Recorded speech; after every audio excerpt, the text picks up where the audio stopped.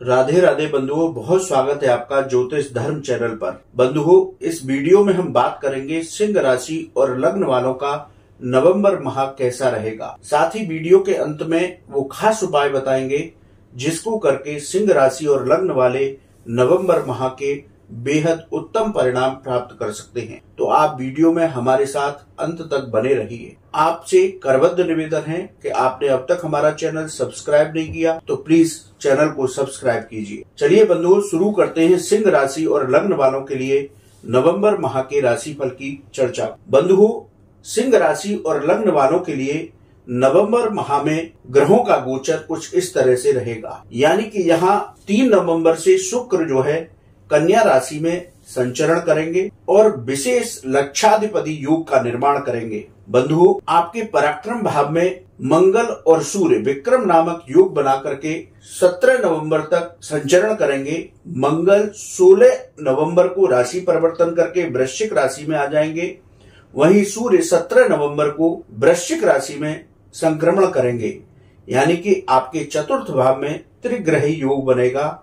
सूर्य बुध का बुधादित्य योग और सूर्य मंगल का विक्रम योग। बंधुओं, बुध जो है वृश्चिक राशि में 6 नवंबर से ही यहाँ पर संचरण करेंगे। आपकी राशि में एक विशेष बात कि शनि देव आपके सप्तम भाव में सस नामक महापुरुष योग बना करके अब 4 नवंबर के बाद मार्गी हो जाएंगे। यानी कि अब आपको ये उत्तम फल प्रदान करेंगे। आपके अष्टम भाव में देवगुरु बृहस्पति की राशि में राहु संचरण करेंगे और देवगुरु बृहस्पति आपके नवम भाव में भाग्य भाव में अपनी मित्र राशि मंगल की राशि मेष में संचरण करेंगे। यानी कि आपको भाग्य और पराक्रम दोनों का इस महीने विशेष अद्भुत सहयोग प्राप्त होगा। तो शुक्र आपके इस महीने लक्षाधिपति योग बना रहे हैं। शनि आपके सस नामक पंच महापुरुष योगों में से एक योग बना रहे हैं, साथ ही मार्गी होने जा रहे हैं।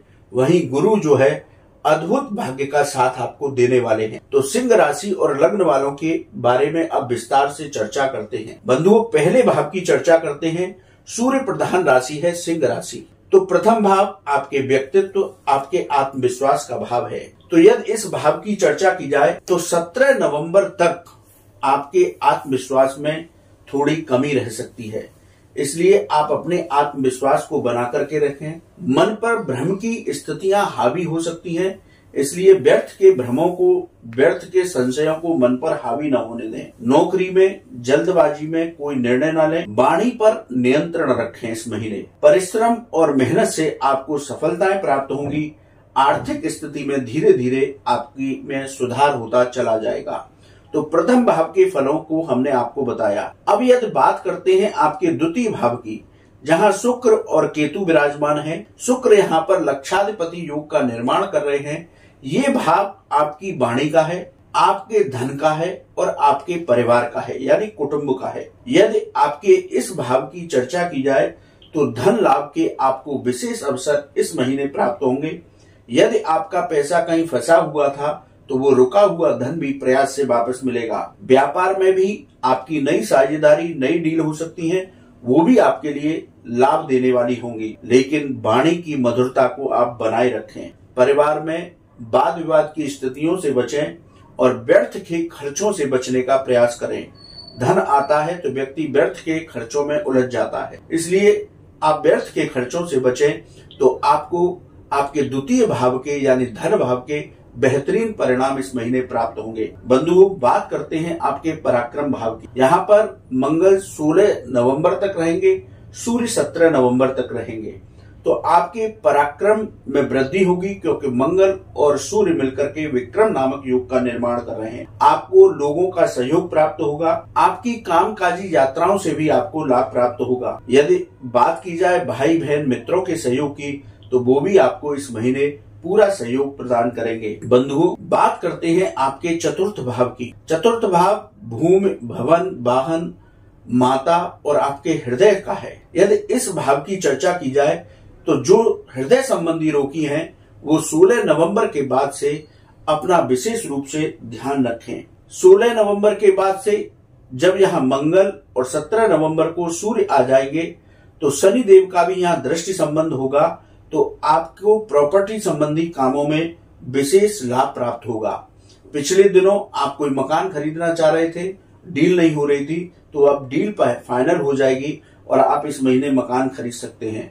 आईटी फील्ड से जो लोग जुड़े हुए हैं उनको विशेष सफलताएं प्राप्त होंगी। यदि आप कोई नया वाहन खरीदना चाहते हैं तो 17 नवंबर के बाद वो भी आपकी इच्छा पूरी होगी। माता के स्वास्थ्य का विशेष रूप से आप ध्यान रखें।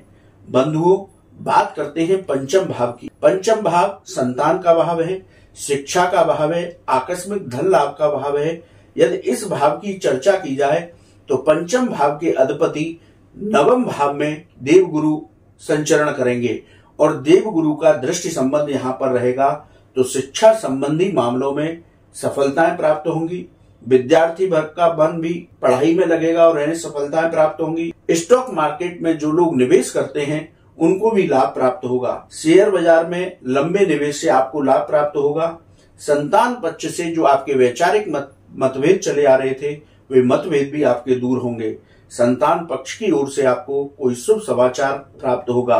तो सिंह राशि और लग्न वालों के लिए पंचम भाव के फल भी बेहतरीन परिणाम देने वाले होंगे। बंधु, बात करते हैं आपके छठे भाव की। छठे भाव के अधिपति आपके सप्तम भाव में संचरण कर रहे हैं। ये भाव रोग, ऋण और शत्रुओं का भाव है। तो यदि इस भाव की चर्चा की जाए तो सबसे पहले बात करते हैं आपके कर्ज और लोन। आपको इस महीने पैसे की प्राप्ति होगी, लेकिन आप अपने पैसे का सामंजस्य इस तरह से बिठाएं कि आपको कोई कर्ज लेने की स्थिति न बन जाए। तो कर्ज लेने की स्थिति से बचें। शत्रु पक्ष से सावधान रहने की जरूरत है, इसलिए अपने शत्रु पक्ष से, चाहे वो व्यापार में हो या नौकरी में, उससे वाद विवाद होने से बचें। हड्डियों के रोग आपको परेशान कर सकते हैं, या आप पुराने हड्डियों के रोगी हैं तो अपने स्वास्थ्य का ध्यान रखें। अपना और अपने लाइफ पार्टनर का, जीवन साथी के भी स्वास्थ्य का आप ध्यान रखें। तो सिंह राशि वालों के लिए छठे भाव का फल भी उत्तम होगा। बंधुओं, बात करते हैं सप्तम भाव। यहाँ पर शनिदेव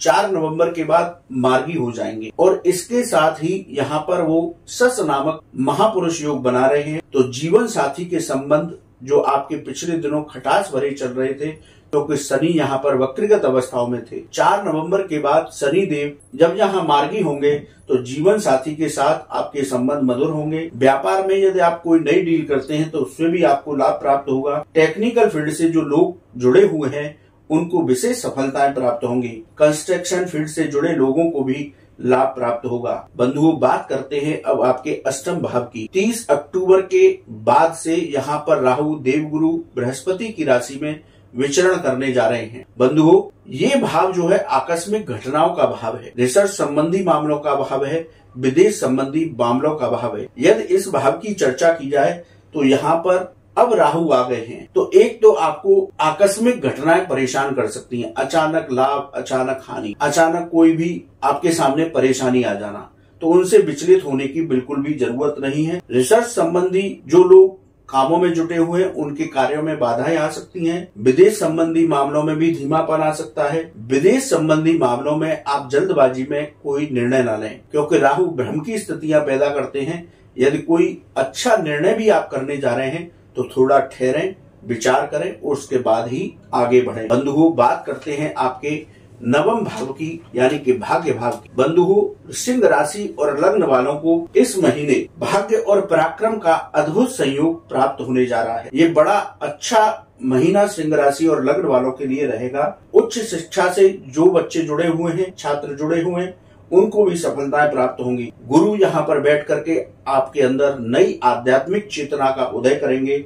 आपकी धार्मिक यात्राएं भी यहाँ इस महीने हो सकती हैं। बंधुओं, बात करते हैं आपके दसम भाव की, जीविका के भाव की, कर्म भाव की, पिता के भाव की। तो नौकरी और व्यापार में हम शुरू से ही कहते चले आ रहे हैं आपसे कि आप अपने क्रोध और वाणी पर नियंत्रण रखेंगे तो आपके काम बनते चले जाएंगे। सकारात्मक सोच से आपको सफलताएं प्राप्त होंगी। पिता के साथ आपके वैचारिक मतभेद हो सकते हैं, तो थोड़ा सा सामंजस्य बना करके रखें। नौकरी और व्यापार में धीरे धीरे आपको सफलताएं प्राप्त होंगी। बंधुओं, बात करते हैं आपके लाभ भाव की। लाभ भाव के फलों की चर्चा की जाए तो सिंह राशि और लग्न वालों के लिए धीरे धीरे लाभ के अवसर प्राप्त होंगे।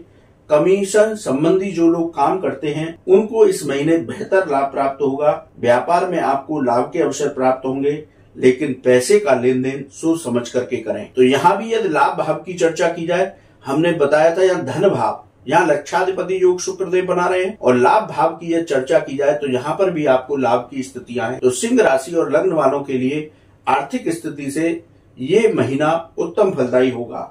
बंधुओं, बात करते हैं आपके द्वादश भाव की, व्यय भाव की, खर्चों के भाव की और कोर्ट कचहरी और विदेश संबंधी मामलों के भाव की। खर्चों पर नियंत्रण रखेंगे तो आपके पास धन संचित होगा। विदेश संबंधी मामलों में रुकावटें आ सकती हैं, इसलिए घबराने और परेशान होने की जरूरत नहीं है। कोर्ट कचहरी में यदि आपका कोई विवाद चल रहा है तो आप विशेष रूप से सावधानी रखें। तो सिंह राशि और लग्न वालों का प्रत्येक भाव का फल हमने आपको इस महीने बताया। अब चर्चा करते हैं इस महीने की शुभ तारीखों की। बंधुओं, इस महीने आपकी 3, 7, 9, 10, 12, 18, 20, 26, 28 और 30 तारीखें शुभ रहेंगी।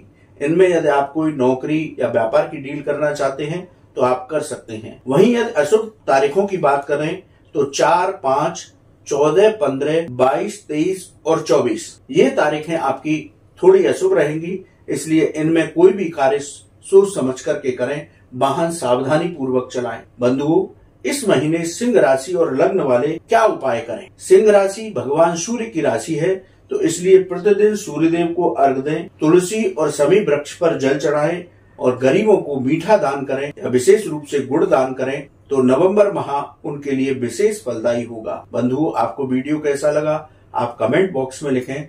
यदि आपका कोई सवाल है तो आप व्हाट्सएप नंबर पर लिखें। बंधुओं, आप सभी को दीपोत्सव पर्व की, दीपावली पर्व की मंगलमय शुभकामनाएं। राधे राधे।